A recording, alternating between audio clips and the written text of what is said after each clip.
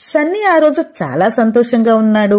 అక్కరమ్మ అమ్మా నాన్నలతో మామయ్య వాళ్ళింటికి వైజాగ్ వెళ్తున్నాడు.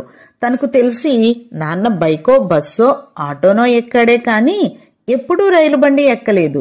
అక్కని ప్రశ్నల మీద ప్రశ్నలు అడుగుతూనే ఉన్నాడు.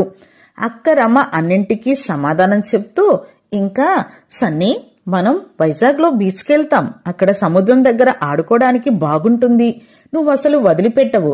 ఇంకా మనం వైజాగ్ లో చాలా బొమ్మలు కొనుక్కుంటాం. అమ్మ డబ్బులు కూడా దాచిపెట్టింది. ఇక మనకు మజానే మజా అని ఇంకొంత ఊరించింది తన తమ్ముణ్ణి. రైల్వే స్టేషన్ కి వెళ్లడానికి అంతా ఆటో ఎక్కారు. ఆటోలో బోలెడు సామాన్లు ఎక్కించారు. ఆటో బయలుదేరింది. స్టేషన్ కి చేరుకున్నాక ఆటో అంకుల్ సామానంతా దించడంలో సాయం చేశాడు.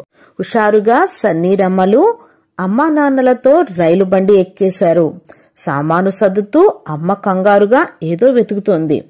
రైలు బండి కూత పెట్టింది. రైలు బయలుదేరబోతోంది. అయ్యో, నా బ్యాగు కనపట్లేదు. చాలా డబ్బులు అందులోనే ఉన్నాయి.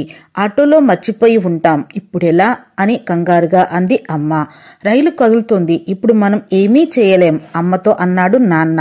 వెంటనే సన్నీ, అక్క, మనమేం కొనుక్కోలేం కదా, ఎక్కడికి వెళ్ళలేం కదా, మామయ్య వాళ్ళ ఇంటికి వెళ్లి వచ్చేయడమే కదా బాధతో అన్నాడు సన్నీ. సర్లే, నా జేబులో ఉన్నంతలో ఖర్చు పెడదాం, చేసేదేమీ లేదు అని నాన్న కిటికీలోంచి చూస్తూ అన్నాడు దిగులుగా. అంతలో సార్ సార్ అని ఒక ఆయన పరిగెడుతూ కిటికీ దగ్గరికి వచ్చాడు. ఆయాసపడుతూ చేత్తో బ్యాగు అందించాడు ఆటో అంకుల్. అందరూ సంతోషపడిపోయారు. చూసుకోండి సార్, అన్నీ ఉన్నాయో లేవో అన్నాడు. అన్నీ ఉన్నాయిలే, చాలా థ్యాంక్స్ బాబు, ఈ 100 ఉంచు అని నాన్న ఆటో అంకుల్ కి ఇవ్వబోయాడు. వద్దండి, మీ కష్టం నాకొద్దండి, చల్లగా ఉండండి అని ఆటో అంకుల్ చిరునవ్వుతో పిల్లలకు టాటా చెప్పాడు. రైలు బండి కూ కూ అని వేగం అందుకుంది.